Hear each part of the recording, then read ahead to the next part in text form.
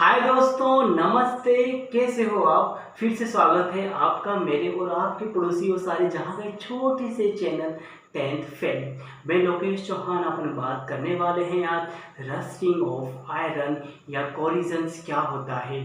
तो हम पढ़ने वाले हैं आज उपचयन के कुछ प्रभाव। तो आपकी क्लास फर्स्ट में, क्लास 10th में, चैप्टर फर्स्ट में जो लिखा है उपचयन के प्रभाव को आप समझेंगे। ठीक है, तो आपने देखा होगा माइंड में किस तरह से एक लेयर जम जाती है जो आपको पढ़ने के लिए मना करती होगी। वो लेयर क्या है?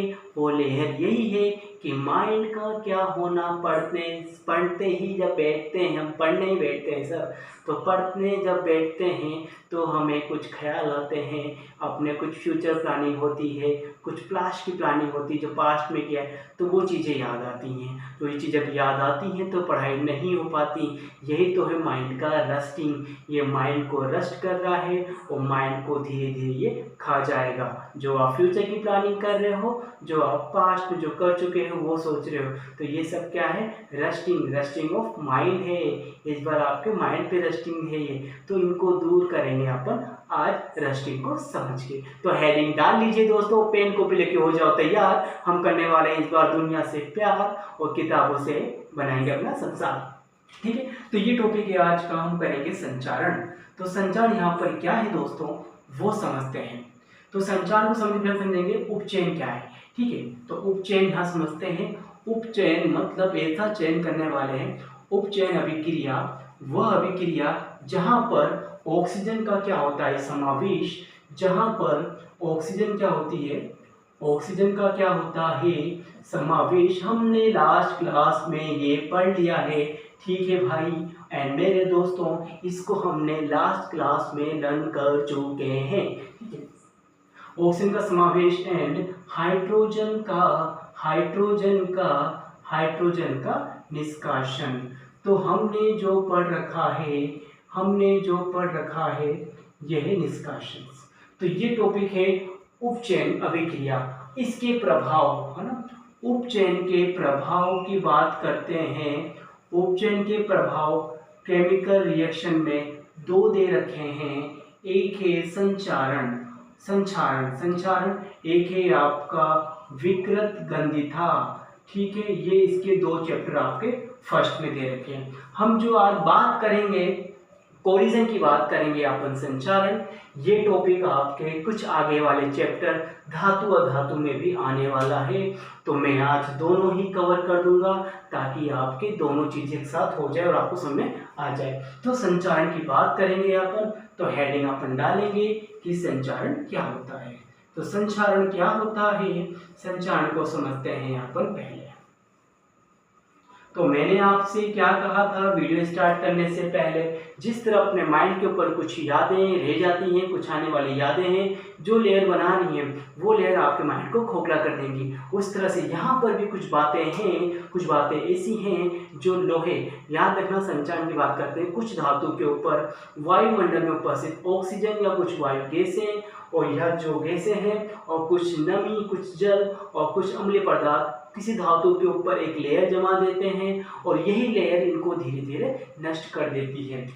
ठीक है, तो हम बात करते हैं। ठीक है, अधिकांश जो धातुएं होती हैं, ठीक है, अधिकांश धातुएं, ठीक है, वायु, जल व अन्य अम्लीय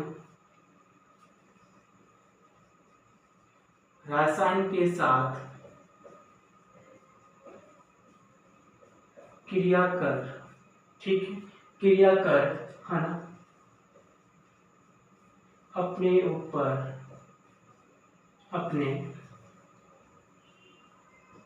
ऊपर, ठीक है, एक परत जमा कर लेते हैं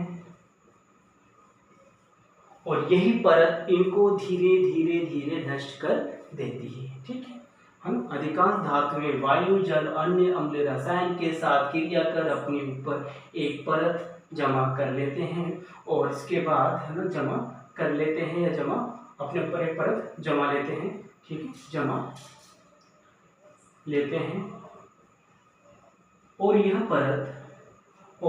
परत धीरे धीरे इसे नष्ट कर देती है।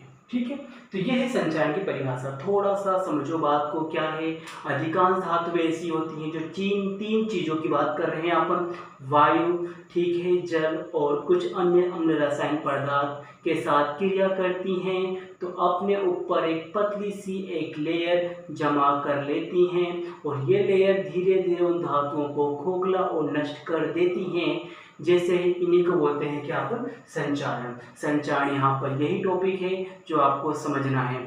तो लोहे पर जंग लगना, एल्यूमिनियम का संचारण, कॉपर का संचारण, सबका यहाँ पे संचारण होता है। तो हम पढ़ेंगे अभी लोहे का संचारण क्या है। ठीक है,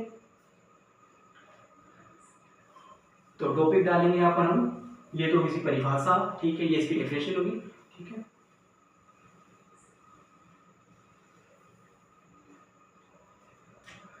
तो हम बात करने वाले हैं यहाँ पे संचारण की। ठीक है, तो हम जो संचारण पढ़ेंगे आपकी किताब में क्लास 10 के अकॉर्डिंग, एक तो लोहे पर है, ठीक है, फिर दूसरा है आपका एल्यूमिनियम पर, ठीक है,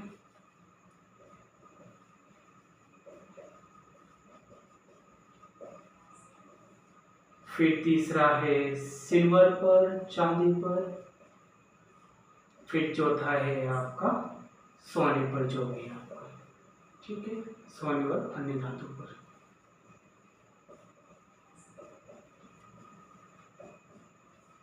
ठीक है, और कॉपर पे भी था यहाँ पे लिखा नहीं मैंने। तो ये अपन पढ़ने वाले हैं संचारण के अंदर। पहला पढ़ेंगे लोहे पे जंग लगना। लोहे पे जंग लगना अपन पहला पढ़ेंगे, इसको समझते हैं क्या है। तो लोहे पर जंग लगना ये है आपका संचारण का एक पहला पॉइंट है। लोहे पर जंग लगना रीजन वही है, वायु और थोड़ी सी नमी, जल, दो चीजें होंगी तभी लोहे पर जंग लग सकता है। तो हम फर्स्ट हेड डालेंगे लोहे का संचारण या लोहे का कोलिजन्स क्या है। ठीक है, ये संचारण के प्रकार थे, है ना, क्या क्या है। ठीक है, first, second, third, fourth and fifth. तो फर्स्ट हेडिंग डालो बच्चों लोहे पर, लोहे का संचारण। ठीक है, तो लोहे का संचारण पढ़ेंगे बच्चों, ध्यान दो, थोड़ा सा ध्यान दीजिए। तो लोहे का संचारण पढ़ेंगे प्यारे बच्चों, थोड़ा सा समझने की कोशिश कीजिए। ठीक है, संचारण बता दिया है मैंने। संचारण क्या होता है, किसी भी धातु जब वायु, जल या किसी अन्य पदार्थ के संपर्क में आती है तो अपने ऊपर एक लेयर जमा कर देती है और यही परत धीरे धीरे धीरे उसको नष्ट कर देती है। लोहे की बात करें तो लोहे का जो संचारण है इसमें दो चीजों का अनिवार्य है। ठीक है, लोहे पर जंग लगना, ठीक है, लोहे पर जंग लगना, ठीक है, रस्टिंग ऑफ आयरन। ठीक है, लोहे पर जंग लगा तो रस्टिंग ऑफ आयरन की बात कर रहे हैं, तो ये सब क्या है, एक लोहे का संचारण होता है। लोहे पर जंग लगने के लिए हम वायु व जल दोनों अनिवार्य है। ठीक है, और दूसरा पॉइंट, लोहे पर जंग लगना एक रेडॉक्स अभिक्रिया है बच्चों, सुनते रहो बच्चों, शायद कितना सुनेंगे सर आप। ठीक है, एक रेडॉक्स अभिक्रिया है। ठीक है, ध्यान दो, ये टॉपिक काफी इंपॉर्टेंट है, ध्यान दो, क्योंकि अपन जब चीजों को ध्यान देते नहीं है वही एग्जाम में आते हैं। बाबू समझो, बाबू भैया समझो, भैया समझोगे तभी आप लोगों को आएगा। भैया लोगों ध्यान दीजिए, ठीक है ना। अब इसकी इजेक्शन हो गया, ये है आपका Fe, ये है ऑटो और ये है आपका जल। यहाँ पे एक्सेटम ले लेंगे, यहाँ पर ये 3 और ये कितना हो गया 4 रिएक्शंस करते हैं यहाँ पर FeO2 3। ठीक है, और यहाँ पर क्या होगा आपका और कुछ डॉट XS2। ठीक है, तो ये है आपकी रिएक्शंस। रिएक्शंस यहाँ पे क्या देखी अपन ने, रिएक्शन हमने यहाँ पर ये नोटिस की कि जो रिएक्शंस हो रही है वो क्या है आपका, ठीक है। तो यहाँ पर हम नोटिस कर चुके हैं, आगे 2 लगा लीजिए, ठीक है। तो ये है इसकी अभिक्रिया, मतलब यहाँ पर जो आपका आयरन है वो ऑक्सीजन और जल दोनों के संपर्क में आता है, तो इसके ऊपर ये जंग का सूत्र है। ये जंग है दोस्तों, ये जंग आपको जीतनी है इस जंग को मिटाकर, ठीक है। तो ये है जंग का सूत्र। एग्जाम में आता है लोहे पे जंग लगने का सूत्र बताइए, लिखिए भैया, तो आपको ये सूत्र वहां पर लिख के आना होगा, क्योंकि आपको ये याद रहेगा। अभी तो याद कर लोगे, कल परसों बिहाने तक छू सब उड़न छू जाएगा। प्रैक्टिस करोगे, रिवाइज करोगे, नोट्स बनाओगे तो कभी दिक्कत नहीं आएगी, ठीक है। नोट्स नहीं भी बना रहे तो एक बार वीडियो को देख लेना, तो भी आपको समझ में आ जाएगा, ठीक है। तो ये हो गया, तो यहाँ पे ये आयरन है, ये ऑक्सीजन है या वायु कह सकता है इसको मैं, ठीक है, ऑक्सीजन रूप में, और ये है जल। तो मैंने कहा, जो मैंने क्या बताया आपको, 2 चीजें है ना, 2 चीजें जल और वायु लोहे पे जंग के काफी अनिवार्य है। इसको उतार लो, मैं देखूं मेरी वीडियो चल रही है कि क्या क्या कर रही है, ठीक है। हाँ ठीक है,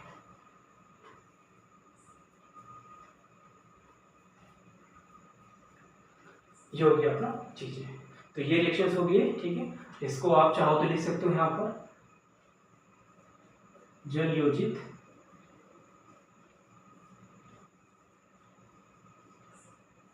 आयरन थर्ड ऑक्साइड,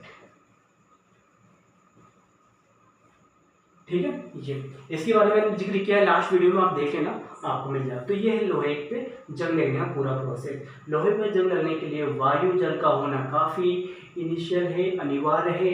लोहे पर जंग लगना एक रेडॉक्स अभिक्रिया है, ये इसकी रिएक्शंस होगी, और ये है लोहे पे जंग लगने का सूत्र। अब हम पढ़ेंगे इसका कुछ छोटा सा, कि अनिवार्य है, इसको समझते हैं एक छोटे से एक्सपेरिमेंट के द्वारा, ठीक है। तो इसको रफ करते हैं और एक्सपेरिमेंट की ओर अपन आगे बढ़ते हैं। तो यहाँ पर मेरा था एक्सपेरिमेंट जो बता रहा हूँ मैं आपको, वो छोटा सा एक्सपेरिमेंट क्या है वो देख लेते हैं यहाँ पर, ठीक है।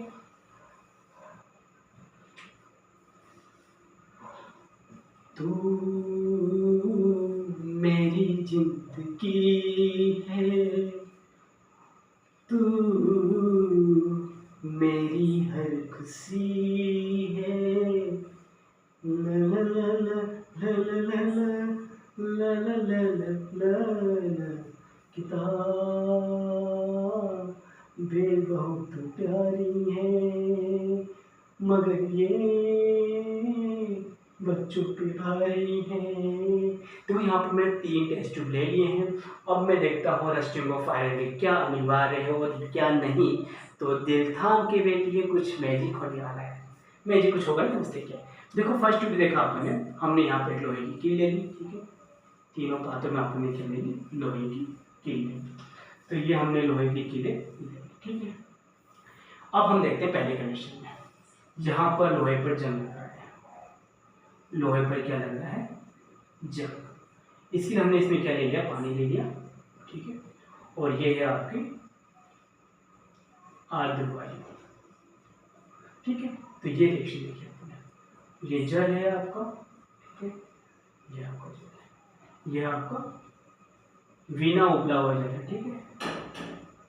तो याद रखो, तो ये जो जल है आपका, ये बिना बॉइलिंग पॉइंट है आपका जल, ठीक है। तो यहाँ पर आर्द्र वायु और जल के होने के कारण इस लोहे के ऊपर, इस लोहे की कील पर क्या हो जाएगा, जंग लग जाएगा। क्या लग जाएगा,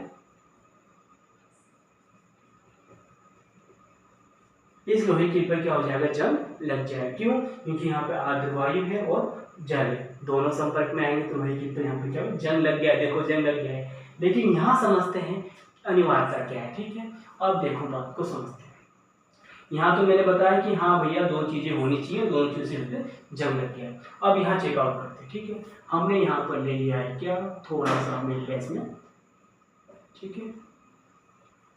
अभी इसमें लेंगे वायु, ये है आपकी आर्द्र वायु, और हमने यहाँ पे ले लिया है कुछ,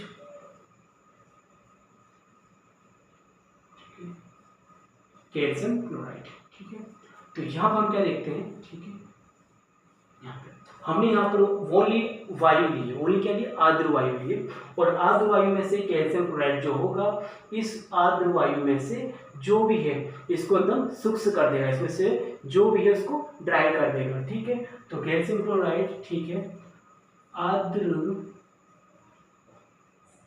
वायु को शुष्क वायु में परिवर्तित कर देता है, मतलब इसमें से जो वायु है, इसमें से जो कण है, जो भी ऑक्सीजन है, उसको जो नमी है उसमें से इसको एब्जॉर्ब कर लिया, कौन, कैल्शियम क्लोराइड। तो हम देखते हैं इस फर्स्ट प्रश्नावली में हमने क्या लिया, इस प्रश्नावली में हमने एक आर्द्र वायु ली है ना, और हमने क्या लिया, कैल्शियम क्लोराइड लिया। कैल्शियम क्लोराइड हमने इसलिए लिया ताकि आर्द्र वायु में से उसको अपन शुष्क वायु में परिवर्तित कर सकें। तो हम देखते हैं कि इस लोहे की कील पर कोई भी जंग नहीं लगता। ठीक है, तो यहाँ पर प्रूफ हो चुका है कि आर्द्र वायु के साथ क्या जरूरी है, जल। यहाँ पे आर्द्र वायु अकेले इस पर जंग नहीं लगा सकती। अब सेकंड पॉइंट में देखो, हमने यहाँ पर ले लिया है क्या, जल। ठीक है, और ये भी जल है आपका उबला जल, है ना। उबला जल बोले तो आंसू जल। ठीक है, और यहाँ पे हमने ले लिया है थोड़ा सा, ये पानी भर रखा है अपने, और यहाँ ले लिया अपने तेल। ठीक है, तेल इसलिए यूज कर रहे हैं यहाँ पे। तो हम सेकंड पॉइंट में हमने क्या ले लिया है, सेकंड पॉइंट पर हमने दोस्तों क्या लिया, एक टेस्ट ट्यूब में हमने वो कील ली है और थोड़ा सा आपने उबला जल या आंसू जल लिया है। तो यहाँ पर हमने जो उबला आंसू जल लिया है, तो यहाँ पर इस जल से मतलब जो भी है, जो मिनरल्स हैं उनको हमने निकाल दिया है। तो यहाँ पर जल और कील रिएक्शंस होगी तो भी यहाँ पर कोई जंग नहीं लगेगा।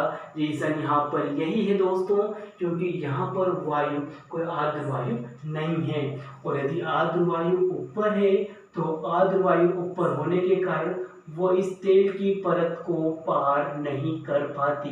जो आर्द्र वायु ऊपर है वो तेल की परत को पार नहीं कर पाती, तो इस कारण हमने इस वीडियो में थोड़ा सा तेल यूज किया है ताकि जो आर्द्र वायु वो अंदर संपर्क ना कर पाए। तो पहले केस में, दूसरे केस में लोहे पर जल नहीं लगा। क्यों नहीं लगा सर, क्योंकि यहाँ पर आर्द्र वायु थी, जल नहीं था, और यहाँ पर जल है लेकिन आर्द्र वायु नहीं है, और जहाँ दोनों है वहाँ पर क्या है, जंग है। तो ये है यहाँ पर छोटा सा एक्सपेरिमेंट जहाँ पर रस्टिंग ऑफ आयरन को समझाया गया है। इसका डायग्राम बनाना देना और आप 3 स्टेप को समझा देना। ठीक है, चलिए इसको उतारो, फिर अपन चलते हैं।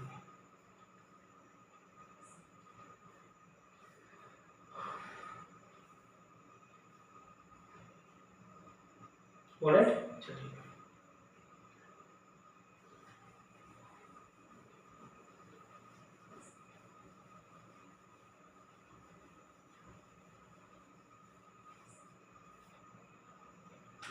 देखो, पहले केस में क्या था, हमने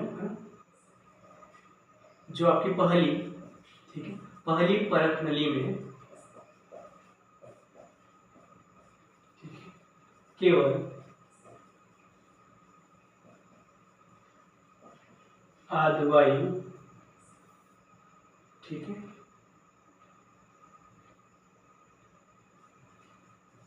जिसे हमने कैल्शियम क्लोराइड के द्वारा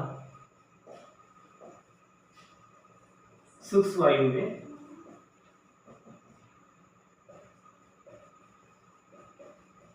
परिवर्तित किया। ठीक है, तो हमने देखा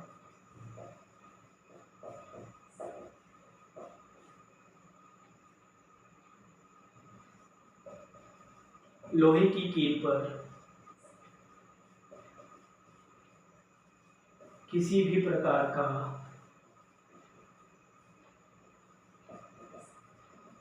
जंग नहीं लगता। सेम केस में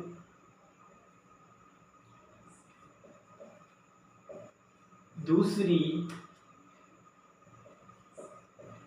परत नली में आंसू जल के साथ, ठीक है, तेल का उपयोग कर आर्द्र वायु को जल के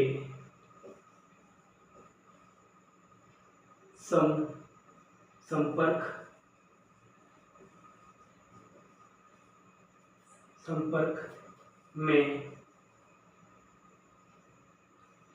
न आने पर इसमें रखी कील पर भी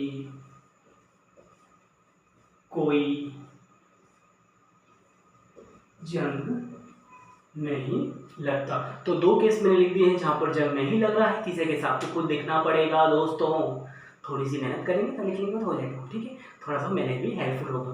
तो ये दोनों पॉइंट समझा दिए। पहले पॉइंट में हमने क्या किया, एक लोहे की कील ली, उसमें हम थोड़ा सा कैल्शियम क्लोराइड डाला। हमने क्या देखते हैं, किस लोहे की कील को हमने बंद कर दिया, जो भी इसको आपने काग ऊपर से आपने बंद कर दिया। हम क्या देखते हैं कि उसमें किसी प्रकार का जंग नहीं लगता, क्योंकि उसमें उपस्थित कैल्शियम क्लोराइड उस आर्द्र वायु को थोड़ा सा शुष्क कर देता है। तो वहाँ पर कोई रिएक्शन नहीं हो रही है, कोई जंग नहीं लग रहा, क्योंकि उसमें जल नहीं है। दूसरे केस में हमने क्या किया, प्रथनी ली, उसमें हमने आर्द्र वायु ली, जल लिया, इसमें आपने जल लिया और आर्द्र वायु को दूर रखने के लिए हमने इसमें थोड़ा तेल मिला दिया।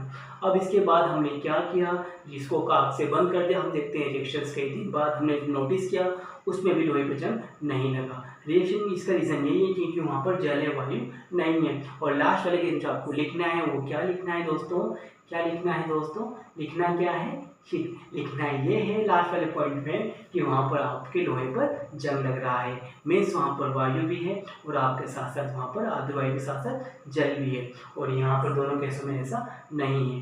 ये आपने फर्स्ट केस में वायु ली, सेकंड केस में जल लिया और उसके बाद हमने रिएक्शंस किए तो लोहे पर जंग नहीं लगा। तो ये है थोड़ा सा छोटा सा एक्सपेरिमेंट कि लोहे पर जंग लगने के लिए वायु जल का होना अनिवार्य है।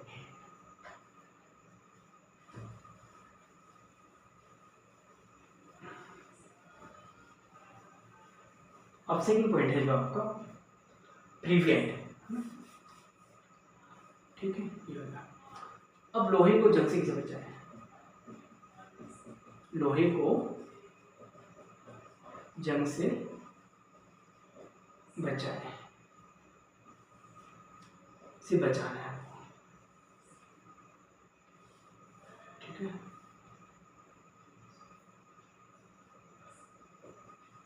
बचाओ बचाओ, तो यहाँ बचाओ पढ़ने वाले हैं, यहाँ पे लोहा डूबने वाला है, उसकी हेल्प करेंगे अपन जाके।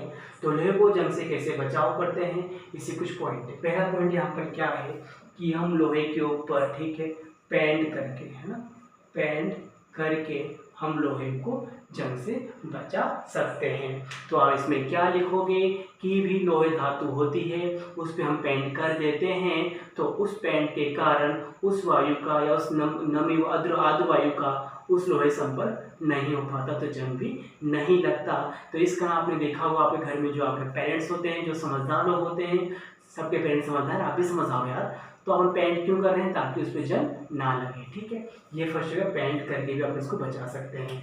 दूसरा पॉइंट यहाँ पर क्या है, ग्रीस एंड ऑयल, ठीक है, आप उसको ग्रीस व, है ना, ऑयलिंग, ठीक है, तो ऑयल, है ना, लगा कर भी बचा सकते हो। तो यहाँ पर इसका प्रोसेस भी वही है जो फर्स्ट वाले में हुआ केस, वो यहाँ पर भी होगा। ग्रीस की जो लेयर होगी वो उसको प्रतिरोध बनाने, संपर्क होने नहीं देगी।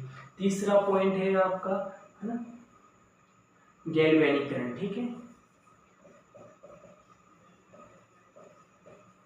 तो इसमें क्या होता है गैल्वेनिक करंट में कि इसमें हम किसी धातु के ऊपर जिंक धातु की छोटी सी परत है, जिंक धातु की, है, जिंक धातु की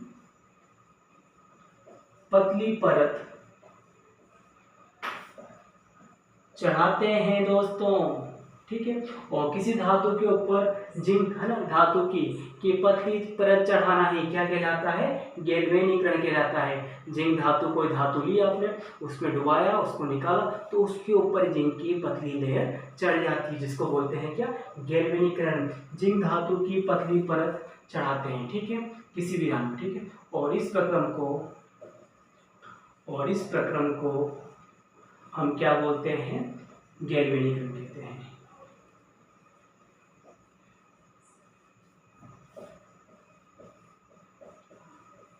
ठीक है, तो हम क्या कर रहे हैं, किसी भी धातु पे यदि हमें उसे सुरक्षित करना है तो जिंक धातु की उसके ऊपर पतली लेयर चढ़ा दी जाती है। एक प्रोसेस तो ये है, और दूसरा प्रोसेस है विद्युत अपघटन विधि के द्वारा। उसमें भी अपन एक तरफ कैथोड एनोड का यूज करके हम इसकी लेयर को अपन चढ़ा सकते हैं। ठीक है, जो और 4 पॉइंट है आपका। ठीक है, लोहे पर। ठीक है, अब दूसरा पॉइंट है आपका टिन। टिन है आपका, टिन प्लेटिंग तथा टिन और कॉपर। ठीक है,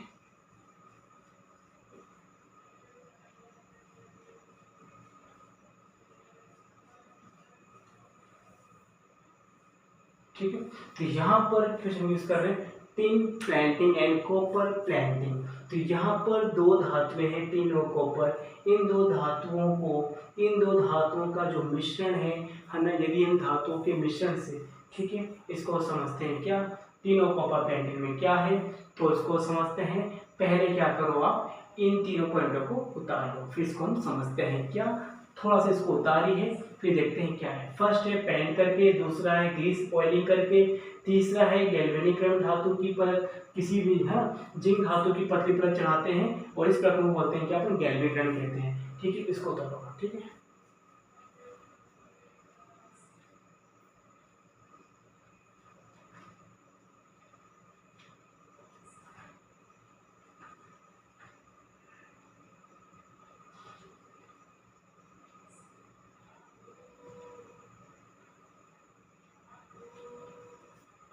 हो गया। तो देखो क्या है आपका फर्स्ट सेकंड थर्ड और 4 पॉइंट हो गया है।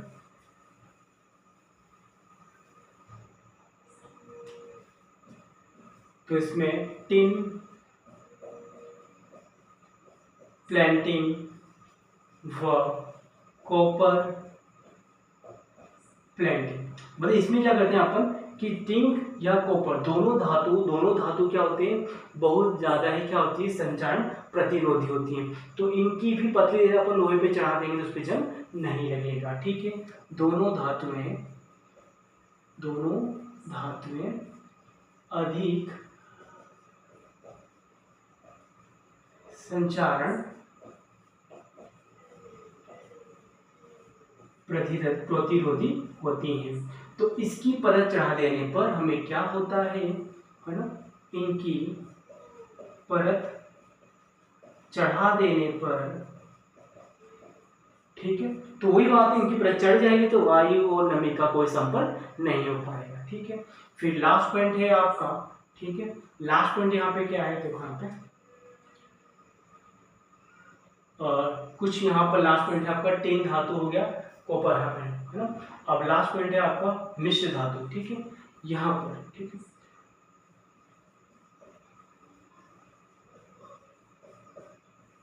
इसमें क्या होता है कि लोहे के अंदर कुछ निकल या कुछ कॉपर जैसी वस्तु को मिश्रित करके इसको बनाया जाएगा, तो उसमें जंग नहीं लगता। ठीक है, तो यहाँ पर याद रखना कि लोहे में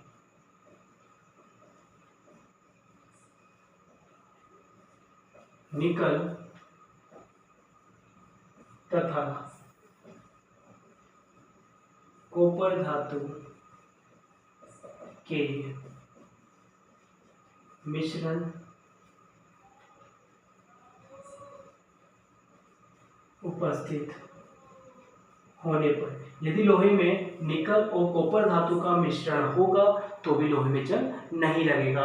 तो ये बात है लोहे का संचारण क्या है और इसके बचने के उपाय क्या है। हम पढ़ेंगे आगे सिल्वर के और कॉपर के जो भी हैं उस पर डिस्कशन करने वाले हैं। तो आप इसको पहले उतार दीजिए। ठीक है, मैं देख रहा हूँ मेरी वीडियो चल चुकी है, 30 सेकंड हो चुके हैं, 30 मिनट हो गए भाई। ठीक है, तो ये अपना हो चुका है लोहे के बारे में। ठीक है, तो यहाँ मिश्र धातु है लोहा निकल, यहाँ पे आप लिख लो।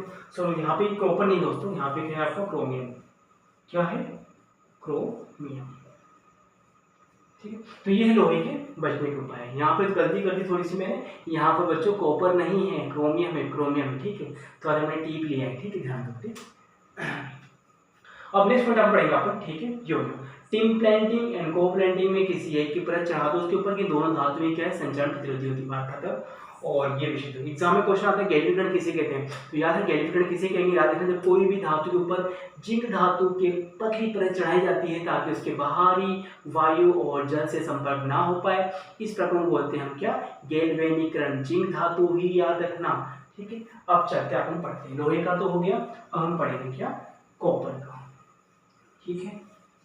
तो कॉपर है, सिल्वर सबका पढ़ने वाले हैं अपन, पहले फर्स्ट पढ़ते हैं कॉपर का। तो यहाँ पे क्या है, कॉपर का संचारण। तो इसमें भी वही है ना, जो कॉपर धातु होती है, कॉपर धातु वायु के संपर्क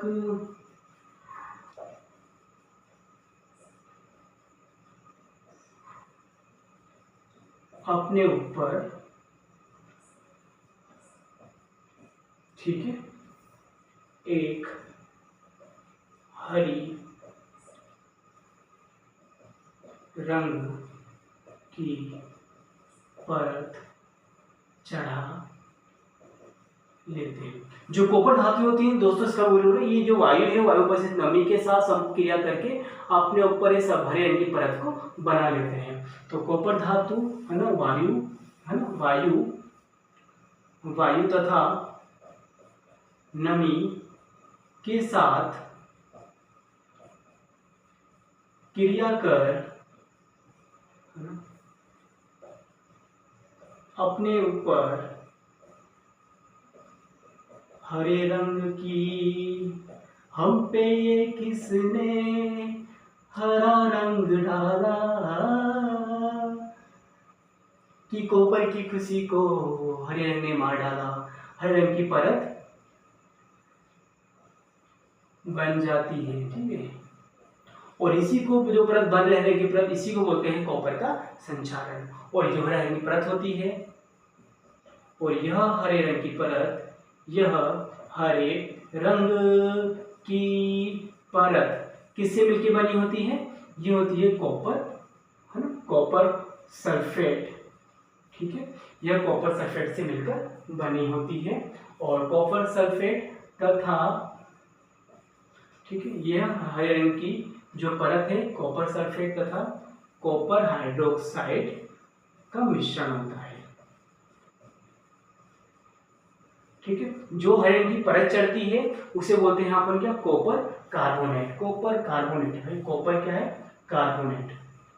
क्या है, कॉपर कार्बोनेट। कि जो हरे रंग की परत है वो क्या है आपका, कॉपर कार्बोनेट। और ये जो हरे रंग की परत है यह है आपका कॉपर कार्बोनेट है, जो प्रकृति में क्षारीय है। क्षारीय प्रकृति का तो दोस्तों, ठीक है ना, है ना। और कॉपर ऑक्साइड है, ठीक है। हरे रंग की जो परत है वो कॉपर कार्बोनेट है, और जो प्रकृति में क्षारीय होता है, क्षारीय कॉपर कार्बोनेट है। और ये क्षारीय कॉपर कार्बोनेट, ठीक है, जो परत चढ़ रही है हरे रंग की क्या है, क्षारीय कॉपर कार्बोनेट है। ये क्षारीय कॉपर कार्बोनेट बनी किससे हो, क्षारीय कॉपर कार्बोनेट, है ना, जिससे कॉपर कार्बोनेट तथा कॉपर हाइड्रोक्साइड से मिलके बना है ना।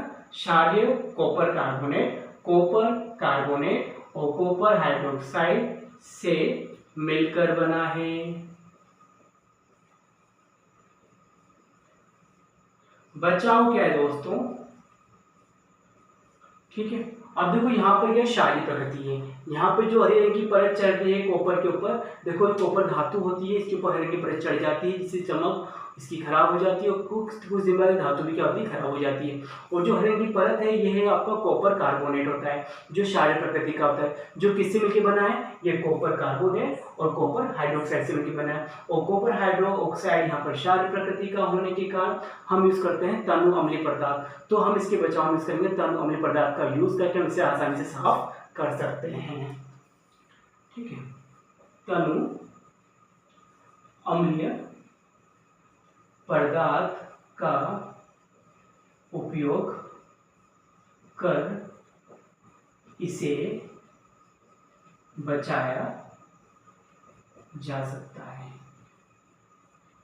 ठीक है, यह है आपका कॉपर का संचालन और इसके उपाय। ठीक है, वीडियो को पॉज करो और उतारो। ठीक है, ठीक है दोस्तों, मैं आ जाता हूं। ठीक है,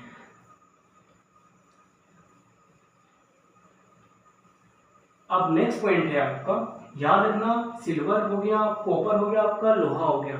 लोहे में तो बताते हैं मैंने क्या इंपॉर्टेंट है, वायु और जल। यहाँ पे जो बनी हरी परत चढ़ी इसकी परत होती है कॉपर कार्बोनेट की, और उसमें भी दो चीजों का, दो का मिश्रण है, कॉपर कार्बोनेट और आपका कॉपर हाइड्रोक्साइड। बचा हम यूज करेंगे क्या, क्षारीय प्रकृति का है तो परत हम यूज करेंगे अम्लीय, हम तनु अम्ल का यूज करके साफ करके बचाया जा सकता है। अब जो नेक्स्ट पॉइंट है आपका एल्यूमिनियम।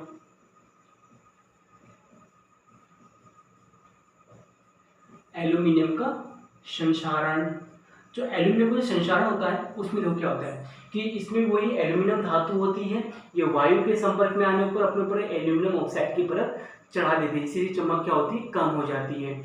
और इसके बचाव को हम बोलते हैं क्या, एनोडीकरण। ठीक है, तो काफी इंपोर्टेंट टॉपिक है एनोडीकरण होता क्या है। ठीक है, एल्यूमिनियम धातु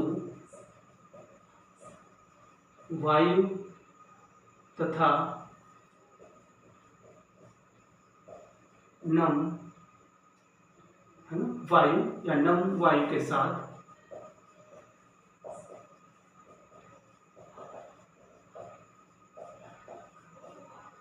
क्रिया कर एल्यूमिनियम ऑक्साइड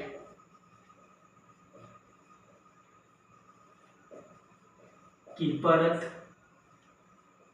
बना लेती है, जिससे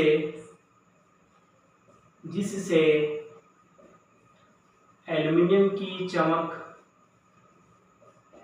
खो जाती है। तो ये एल्यूमिनियम का संयोजन, इसके बचाव क्या है, बचाव को बोलते हैं क्या, एनोडीकरण, कि एल्यूमिनियम धातु के ऊपर इसी परत को और ज्यादा चढ़ाकर और मोटा कर इसको हम बाहरी जो भी है आर्द्र वायु से बचाया जा सकता है। इस प्रोसेस को बोलते हैं हम क्या, एनोडीकरण। ठीक है, देखो यहाँ पर जो काम उल्टा हो रहा है उसी काम को हमने यूज कर साइंस लोगों ने क्या बताया कि एल्यूमिनियम धातु के ऊपर नम वायु के साथ क्रिया कर एल्यूमिनियम ऑक्साइड की परत बना लेती है। ठीक है, और जिससे एल्यूमिनियम की चमक क्या, एल्यूमिनियम की चमक क्या होती है, खो जाती है, और एल्यूमिनियम की चमक खो जाती है। ठीक है, अब इसी परत को, है ना, एल्यूमिनियम के ऊपर ऑक्साइड परत को विद्युत अपघटन विधि द्वारा मोटी परत में परिवर्तित करना एनोडीकरण कहलाता है। ठीक है, तो याद रखना ये भी इंपोर्टेंट क्वेश्चन है, एनोडीकरण किसे कहते हैं, तो जिंक धातु को, है ना, ऑक्साइड जिंक धातु को संचालन से बचाने के लिए इसके ऊपर विद्युत अपघटन विधि के द्वारा ऑक्साइड की एक मोटी परत बनाई जाती है, इसको बोलते हैं क्या, अपने एनोडीकरण। ये भी काफी इंपॉर्टेंट है, एनोडीकरण क्या होता है। अब अपना नेक्स्ट है वो है एल्यूमिनियम। एल्यूमिनियम तो हो चुका ना, अब कितना नेक्स्ट लिखोगे सर, सिल्वर। सर सिल्वर है ना, चांदी। देखो यहाँ पे क्या है, चांदी। तो चांदी से क्या है, चांदी का भी सब कुछ सेम है। ठीक है, कि चांदी धातु भी क्या होती है, अपने ऊपर परत जमा लेती है ऑक्साइड के ऊपर। ठीक है, जो यहाँ पर चांदी धातु, ठीक है, वायु में उपस्थित, ठीक है, सल्फाइड के साथ, किसके साथ, सल्फाइड के साथ, सल्फाइड के साथ क्रिया कर हाइड्रोजन सल्फाइड की परत जमा कर लेती है, ठीक है। तो ये है एल्यूमिनियम का संचार। इसमें एल्यूमिनियम धातु सल्फाइड यूज कर रही है, सल्फाइड गैस या सल्फाइड के साथ क्रिया कर हाइड्रोजन सल्फाइड की एक परत जमा कर लेती है और यही परत धीरे धीरे एल्यूमिनियम को नुकसान पहुंचाती है, ठीक है। तो यहाँ पर जो परत है आपकी वो इसकी सल्फाइड से बन जाती है, ठीक है। और इसके बाद आपकी जो चांदी है वो धीरे धीरे थोड़ी सी काली पड़ती जाती है ना। समय के अनुसार चांदी की चमक भी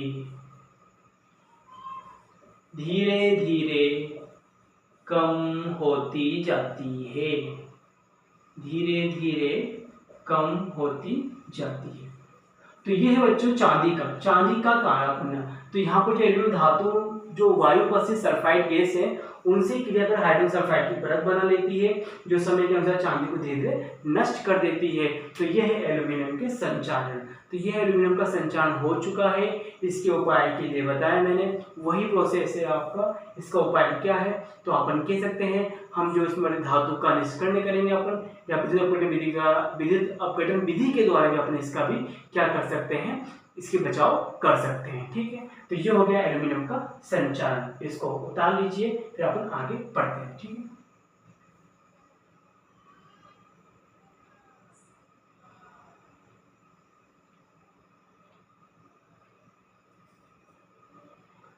ये हो गया। अब लास्ट पॉइंट है अपना, वो क्या देखो,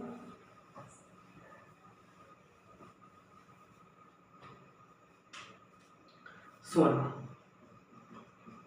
सोना और प्लेटिनियम। तो सोना और प्लेटिनियम दोनों धातुएं जो बहुत कम क्रियाशील धातुएं होती हैं, इन पे क्या होता है, बहुत कम क्रियाशील होती हैं, तो ये किसी भी प्रकार से अन्य तत्वों से क्रिया नहीं करती।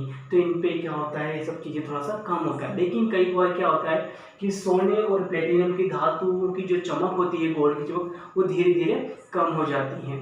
तो इस चमक को कम हो जाती है तो उसको अपन कह सकते हैं कि चमक जो कम हो रही है वो कह सकते हैं अपन उनकी संचारण हो सकता है, चमक का कम होना। और इसकी चमक को कम होना ही और इसकी चमक को कम हो जाने पर उसे दूर करना बच्चों, कैसे दूर करेंगे, हमने पढ़ा था एक्वारेजिया पढ़ने वाला अपन, जो एक्वारेजिया का यूज करेंगे। एक्वारेजिया क्या होता है, जहाँ पर नाइट्रिक और हाइड्रोक्लोरिक अम्ल का जो अनुपात होता है वो उसका विलेन का यूज करने से बचा सकते हैं, ध्यान दीजिए, ठीक है। सोने और प्लेटिनियम धातु कम क्रियाशील होने के कारण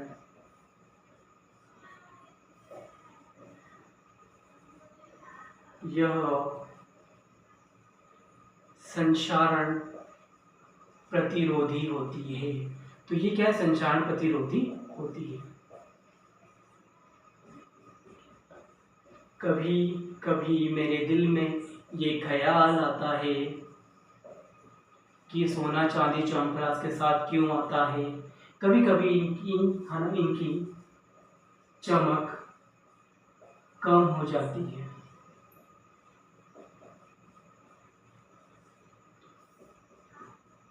और उपाय के लिए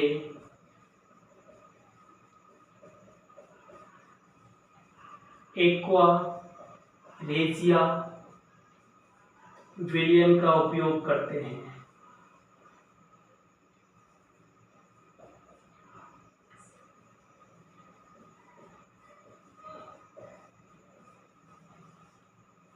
ठीक है, तो ये चाहे प्लेटिनम धातु हो या फिर सोना धातु हो, ये क्या होते हैं, संचारण प्रतिरोधी होती है। इनमें थोड़ा सा कम जंग लगता है, तो कम मतलब ये संचारित होती हैं, ठीक है। और कई बार चमक कम होती है तो उससे दूर करने में यहाँ पे एक्वारेज है। एक्वारेज में यहाँ पे क्या होता है, जो आपका नाइट्रेट और यहाँ पे हाइड्रोक्लोरिक दोनों का यहाँ पर मिश्रण होता है, और ये सॉल्यूशन इतना हार्ड होता है वो इस विलयन को आसानी से साफ कर देता है। तो ये है बच्चों संचारण के बारे में। उपचयन के दो प्रभाव थे, एक तो संचारण था, एक क्या था, विकृत गंधिता। विकृत गंधिता में मैं आपको समझा देता हूँ क्या है। देखो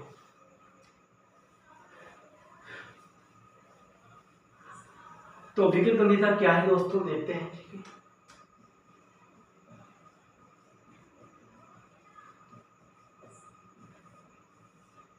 देखो इसको समझना काफ़ी इंपॉर्टेंट है। विकृत गंधिता काफ़ी इंपॉर्टेंट है। आपने देखा होगा जब आप अपने भोज्य पदार्थ को वायु में खुला छोड़ते हैं तो यहाँ पर क्या होता है, वायु उपस्थित कुछ गैसें उस भोज्य पदार्थ के साथ क्रिया कर लेती हैं और उसको नष्ट कर देती हैं, ठीक है। कुछ खाद्य पदार्थ, ठीक है, वायु से क्रिया कर उसे, है ना, उसे गंधीय तथा नष्ट कर देते हैं, ठीक है। कुछ खाद्य पदार्थ वायु से क्रिया कर, है ना, क्रिया कर, ठीक है, गंधीय तथा अपशिष्ट स्वाद में परिवर्तित हो जाते हैं। तो कुछ खाद्य पदार्थ जो वायु के संपर्क में आते हैं क्रिया कर, है ना, वो गंधीय तथा अवशिष्ट स्वाद में क्या होते हैं, चेंज हो जाता है। देखा हो खाने को आप खुला छोड़ देते हो तो थोड़ा सा उनमें वाइट वाइट सा या फिर उसमें थोड़ा सा झाग टाइप का स्वाद में थोड़ा खट्टे से वो प्रतीत होते हैं, खट्टे से वो स्वाद आता है। तो बोलते हैं यार दाल खराब होगी, सब्जी खराब होगी, तो उसको बोलते हैं कि आपको विकृत गंधिता बोलते हैं। और इसके उपाय यहाँ पर क्या है दोस्तों, उपाय यहाँ पर यही है, हमें खाने को ढक के रखना चाहिए। पहला उपाय क्या है, खाने को ढक के रखना चाहिए। दूसरा उपाय क्या है, खाने को कम प्रकाश में रखना चाहिए। तीसरा उपाय क्या है, खाने को हम फ्रिज में रखें, ठीक है। तो ये कुछ उपाय हैं जिससे अपन विकृत गंधिता से बचाया जा सकता है। और ये क्वेश्चन भी आता है कि जो वेफर्स जो अपन खाते हैं, चिप्स की थैली में चिप्स आती हैं, उसमें कौन सी गैस भरी होती है, तो दोस्तों उसमें हम भरते हैं नाइट्रोजन गैस, ताकि उसकी जो गंधिता है गंध को एब्जॉर्ब कर ले, ठीक है। यदि गंध एब्जॉर्ब नहीं होगी तो अपन चिप्स और वेफर्स नहीं खा सकते। तो ये है विकृत गंधिता के उपाय, और दोनों ही टॉपिक संचारण और यहाँ पर विकृत गंधिता इंपॉर्टेंट है, ठीक है दोस्तों। पढ़ते रहो, ज्ञान बांटते रहो, ठीक है। तो अपना ध्यान रखना, अपने माँ बाप का ध्यान रखना, और हमेशा खुश रहना। हम नेक्स्ट वीडियो में जल्दी ही मिलेंगे, ठीक है। जय हिंद।